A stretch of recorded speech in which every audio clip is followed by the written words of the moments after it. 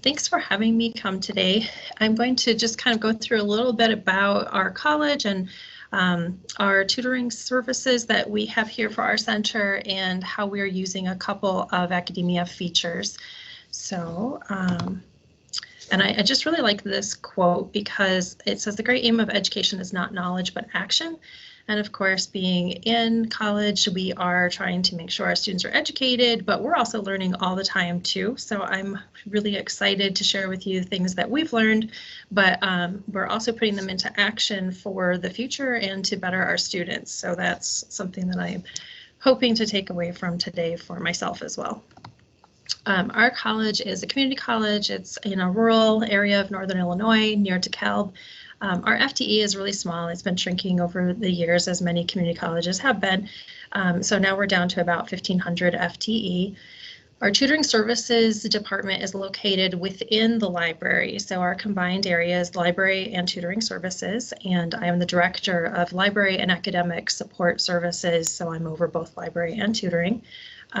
Within our staffing structure, besides me, we have lead tutors. We used to have a coordinator position, but we don't have that one anymore. So instead, we have sort of a team leadership model with some lead tutors. Our tutors are professional or paraprofessional at this time. Normally, we have peer tutors, but since the pandemic, we don't have any of those available right now. And then we have a student worker receptionist who helps us monitor our Accudemia logs as well. The services that we provide are quite a few for a small center. We have writing lab and math lab and speech lab in addition to our general tutoring that tends to be sciences or various other subjects.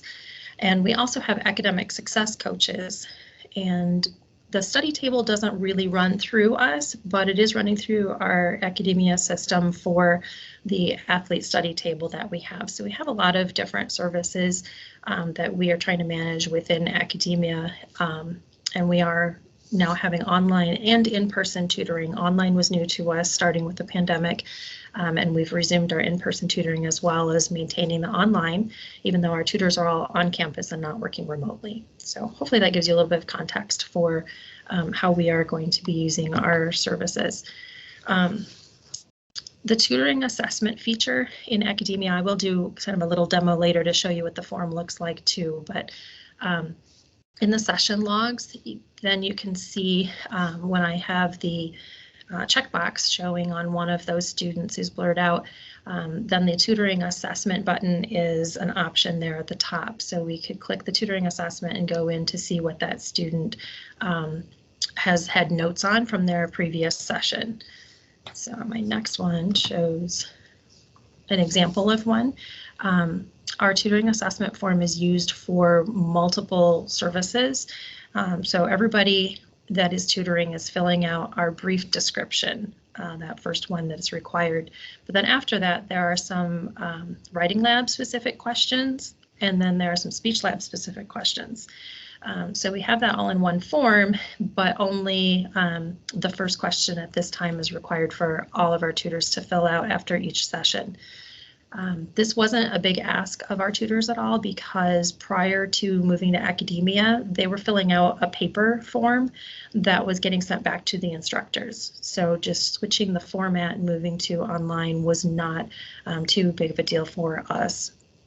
We do have it set where our instructors can request to have weekly reports set up that will be automatically emailed to them. And those reports would include the tutoring assessment for any of their students from their session log data.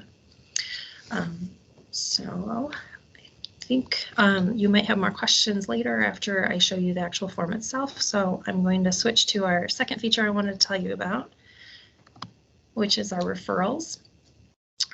We've only started working with referrals in the fall, so spring 22 is not too far underway. I didn't have any to show you from the spring semester yet, but this is just a small snippet of our fall referrals. I did blur out the student names because we do treat this really confidentially. And instead of having the instructors actually make direct referrals through Accudemia, which we could have set up, Instead, the college was using an early alert system for asking our faculty to submit any concerns that they had about students, whether it was academic or otherwise. And so one of the, I think 5 or 6 options on their form that they fill out for the college is if a student needs tutoring. That early alert system goes to the advisor, and then from the advisor, they're looking at what options the faculty member chose. And if they picked tutoring, then they are going into Accudemia and filling out this referral for us, so it gets into our system and we can do the tracking on it. So on this screen, you can see the different filters that are available on the left side. So it is pretty robust, actually, because we can search for a specific student or even just by the instructor if we wanted to do it that way. You can see, hopefully you can see there are red and green notices on this screen. So the green ones are all considered closed in the system, and the person handling it in the tutoring department would have marked a reason why it was closed. And then the ones that say require attention show in red for you, so that they do catch your attention, then you know that you still have to do something with that referral. It does tell you when it was created, and then it has who on the staff it was assigned to. Last semester we only had one academic success coach, and so she was doing kind of the triage for everything, and so they were all assigned to her. This semester we have more academic success coaches on our staff, and so they may be assigned to other people once Caitlin does that triage for them, and then it does show the instructors as well. We can also create a new referral from this screen. So I will go and show you what one of the closed referrals looks like when we go into it. You can see when it was created, what class it was for, who the student was, who the instructor was, and then any notes that we put in as part of that referral history. And in this case, you can see when the referral was closed as well. It mentions it there in red.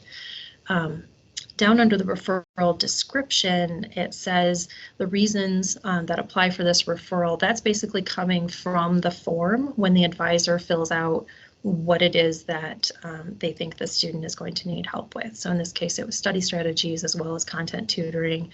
We can see it was a math class, so we would have tried to contact the student, match them up with a math tutor if they had actually taken advantage of our services, but it also says study strategies. So we would have also worked with them from the academic success coach perspective. But sometimes the students don't actually follow through and contact us. It's still all up to the student. It's not something we can force them to do, but we would like to, right? We'd like all of our students to come see us.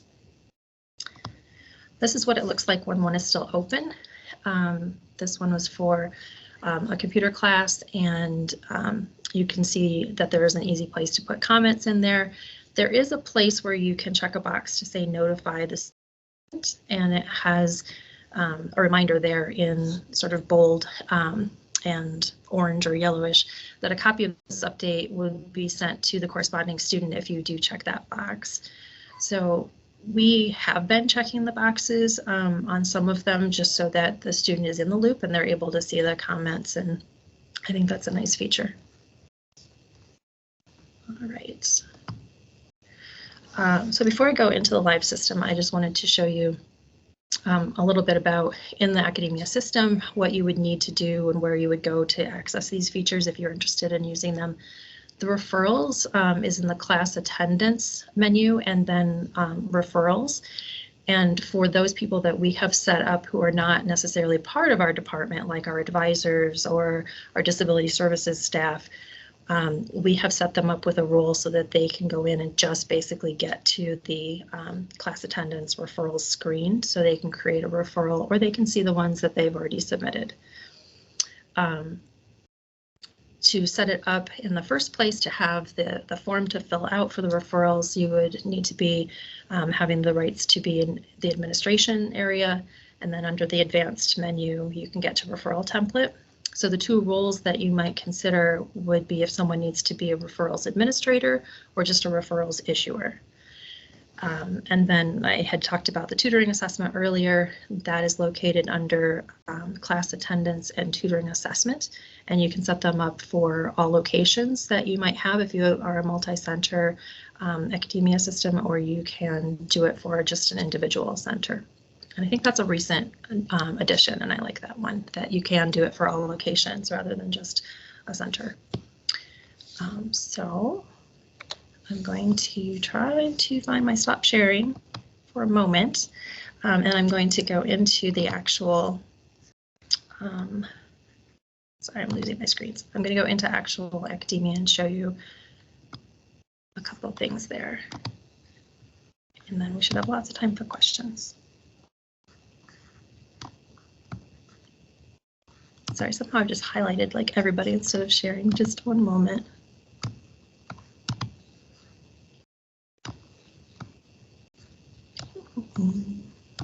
Okay.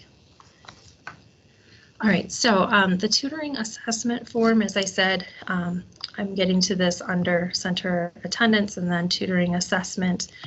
And then on this screen, we did try first having multiple forms, and we found out we actually couldn't. We are only limited to one active form for the center at a time. And so we made that combination, writing and speech lab, as well as just the brief one.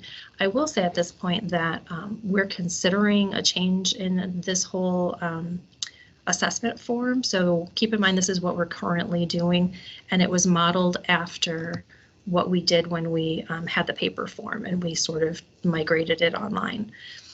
So in this one, you can see we had to give it a name, and this is where you can assign it to just the center or all locations. Currently, we are a single center institution, and then you want to make sure that it's active when you're ready to deploy it with the session logs. The survey designer is pretty simple to use, and you pick which of the three types you want: open text, multiple choice, or whether you're just giving it a label for the next section. And like I said, they're pretty easy to make these. So the part you haven't really seen yet is down in Speech Lab. They have several different questions for Speech Lab, whether they are brainstorming, and they have to put in information about that. If it is research, citation, outline, then there's a section about that, and they have to pick all that apply. We could use, you can see there's weighting and things, but for our purposes, that's not necessary. And then Speech Lab, I am not able to scroll past, there we go. Speech Lab, they have a lot of different things about their delivery technique that they might be working on with a student. And then down at the very bottom, you could add your question to keep going and make this a little bit longer if you wanted to. We try to keep it pretty short and easy to use because, especially when times are busy, our tutors don't have a lot of time in between sessions, and we don't want them to have to remember until the end of the day and go back and try to fill it in for everybody. And if I made changes, I would need to save the changes there. So that one's pretty easy to use. As I said, we are thinking about moving away from the way we're currently doing that assessment form so that we can line it up with our college's general education goal, our program, student learning outcomes, those kinds of things that we have for the college's overall assessment initiatives. And that will help us with like accreditation and all of that. If we can say that we are using co-curricular assessment to match up with the student learning outcomes for our department, for our college, that kind of thing. So we might be changing this up for next semester about how we do that. As I said, it is one form, so that is the form that is showing for all of our tutors to fill out with every session log that they do, and our receptionist actually will remind them if they have not been filling it out. So it is nice to have someone kind of monitoring this throughout the day and sending them little reminders if they're getting behind on their assessments. Then under class attendance is where I would get to the referrals. And under new referral is where you can see this form that, like I said, our advisors can fill out, our librarian can fill out, our disability services staff can fill out, or we could go in there and do it ourselves. Sometimes our greatest referral is coming from a tutor who notices that a student needs some extra support outside of that content area, and they might be referring someone to our academic success coaches, and they can do that, you know, physically in our space if everyone's here at the same time, or they could come in here and also make a referral if they needed to. So the options we have, you can have different sorts of referral templates set up. Right now, ours is called Request Additional Support for Your Student. That's the name of it. And then we could type in and look for the instructor and which class it is, student. Again, the follow-up right now is Caitlin is doing the triage for it, but then she can assign it to somebody else afterwards. You can put a date if you want the date in for a follow-up, like, you know, you want to hear back by the end of the week, you can put that in, and then any additional comments. You can add recipients to this. So let's say I was entering one in about a student and I knew that it was for a math class or a science class. I might put my lead tutor on this as well, if we wanted to do that. But I kind of like that they have instructions here that are not visible to students, so that we could put anything specific there that we wanted to. And again, you have this option to notify the student. At this time, I don't think any of our people that normally put in referrals are notifying students. They're letting us do that later. But it could be handy because sometimes the advisors are actually having conversations with the students and then making this referral, and that could be kind of a follow-up to the student, is to notify the student. And then down here we have just a few questions so that it helps us know who we need to bring into the conversation with the student if we are able to get them to come visit us or have an online session with us. So we also put in our description when we would get back to people. So I think that is helpful. So it doesn't go into the void and they're not sure what it, you know, when they will ever hear back from us. As another piece of follow-up, as I said, putting things into action is important. Remember, I said that the faculty are the ones who are giving the sort of referral through the whole other system that the college has for the early alert system. So we don't know if they are hearing back anything about the actual student action on that referral, if they are coming to see us. So we go ahead and do that. We have a template email that we made to let the instructor know if the student has been contacted and is seeking services and using them regularly. We have a different template if we have reached out and the instructor has not, or sorry, and the student has not followed up and come in for services. And we have one if they're not getting in touch with us at all, not responding to us, so that the instructor knows, yes, you know, the whole system is working well. It's just we aren't really in touch with the student, or we are and everything's going great. But that way the instructor knows. So I'm gonna stop sharing my screen and ask if anybody has any questions for me.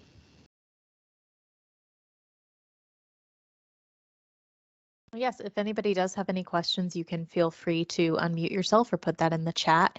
I'm curious to know about the referrals, because you mentioned obviously you can't force students to come into the center even if they've been referred. What percentage of referrals would you say actually lead to visits? I wish I remembered that. We looked that up recently at the end of the fall semester, but I don't remember what percentage it was. And again, it was the first semester we'd been doing it, and we're still sort of in pandemic times and not a lot of on-person or on-campus in-person sessions. So it's possible that we would be increasing that number even more, but it wasn't super high. so far. I was pleasantly surprised that the system seems to be working from the faculty standpoint, that they were making referrals through the early alert, and the advisors were using our new system. We did a little training for them. We had an instruction manual set up of how they go ahead and enter the Accudemia referrals for us and what we mean by certain things so that they would have a good pathway. So the process is in place, and we're trying to do what we can to reach out to those students in different ways, including texting them and like I said, getting back to the instructor too, that they haven't come, because maybe then the instructor will be like, hey, you know, I think maybe you should go to tutoring, and give them even more of a push than they maybe did before. Right. Do you have any instructors who make like their grade contingent on visiting or offer extra credit or anything? So that's a separate question from the referrals. We do have some instructors that require a visit to tutoring, not too many. We're trying to get more to do that. And we also have our embedded tutor program, where some of our tutors are actually working closely with faculty in the classroom to support the students. And then there's a little bit more of a hook, you know, to come in and visit when they're already comfortable with that tutor in their class. So there's different ways that we're trying to incentivize them, but it's usually not the ones that are referred that are probably meeting those requirements of the class. I know this from experience. You offer extra credit, and it's the student who probably would have gotten a 99 who's coming in for that. It's an ongoing struggle. Nick, did you have any questions? Oh, no, it was really interesting. I was seeing how they were using those assessments. Does that, you know, help keep it organized now that it's like maybe electronic and it might have been, you know, on paper before or whatever? It does. It really is. I think it's handy, and we're encouraging our tutors to be right in Accudemia anyway, watching for their next appointment, and using the comment feature and checking to see if the student has submitted any documents or anything. So we're encouraging them to be in frequently anyway, and it just makes sense to have that assessment right there where they are. Right. Yeah. Can I ask a question? I saw that you have more than one assessment. Is it that you use one that is more detailed and maybe another one is longer and has more questions on it, and you inactivate one depending on the specifics? No, because we need it to be consistent across all of them, and we weren't able to have more than one. Just the constraints of the system at this time were that we couldn't have more than one active for the tutor to be able to choose, like, oh, this is, you know, just a brief one, or this is one that is for writing lab. We weren't able to have those available. So that was just when we first started the system. We made the brief one, and then we realized we couldn't have multiples. So then we made the one that was like fully for all the services that needed it. Yeah, and it still looks pretty, you know, pretty manageable. And if, you know, you have the tutors trained right, they know like, okay, I'm going to skip over this question because this doesn't apply to this particular session. So I think it looks pretty well organized. Very nice. I'm glad your tutors are using it and that you have that system in place for them. Any other questions for Frances?